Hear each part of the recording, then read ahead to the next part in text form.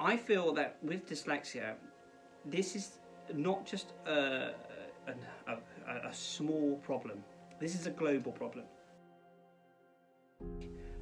There are no boundaries. Like the doors have all been opened. Like you have this creativity inside you and this ambition that there are no rules and you can do more or less whatever it is that you want to do. I was isolated in secondary school and put in a porter cabin for 5 years to just carry out colouring in and not given the chance to learn and educate.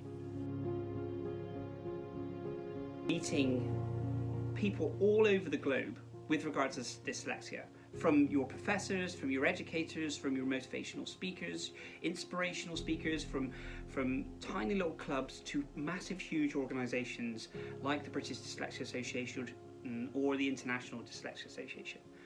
I want to understand what their thoughts on dyslexia is. What do they do on a daily basis or a weekly basis? What kind of questions are they being asked by parents, by students? Just to the children, not just to the parents, but to the teachers, the educators, and again, people in the workplace.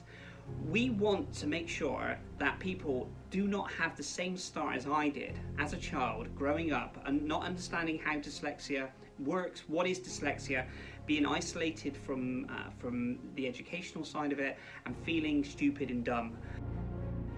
I'm 43 years of age. I didn't find out I had dyslexia until the age of 36. I've been in business for myself now for 9 years. Previous to that, I was in the corporate industry in retail. Within the first year of within business, I wanted to give something back to the educational side of it, but I didn't know what.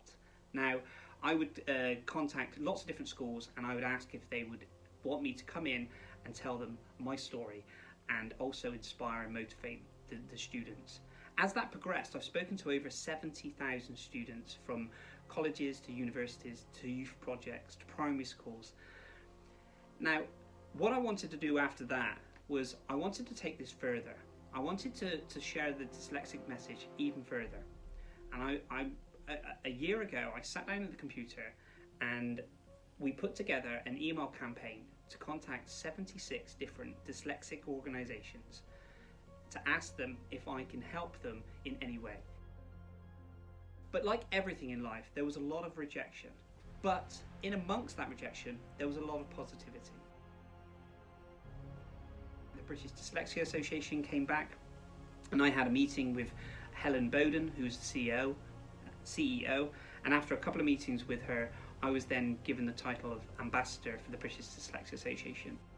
Kenya, a lady called Phyllis and her sister Nancy came back to me and they actually said that they would love me to come to Kenya, Rare Gem Talent School, where they have a school which specialises with children with dyslexia. And that was a real eye-opener for me, because how dyslexia is perceived in the UK, in the United Kingdom, is different to the way that it's perceived in Kenya. If a child has dyslexia in Kenya, then they're very isolated and it tends to bring shame within the village. So Nancy and Phyllis had an incredibly difficult job homeschooling their children and then growing their school to, I believe 196 students, which is phenomenal. And we took about 150 people from all the different villages around there to give them more awareness about dyslexia. But it didn't stop there. I then had the invite from a lady in Malawi who has an association there. And they, again, jumped on a plane, went over there, and we did a campaign for a week where we were visiting lots of schools and putting on an educational awareness around dyslexia. The International Dyslexia Association as well, I became a global partner for them, and recently just come back from their global conference where I was speaking at. Now this is just a small amount of things that have happened within the year, and it all came from making that email and sending that email out to ask people if I can help. And if we can achieve all that in 1 year by reaching out and making a difference and making people aware, then just imagine what we can do in 2 years, 5 years, in 10 years.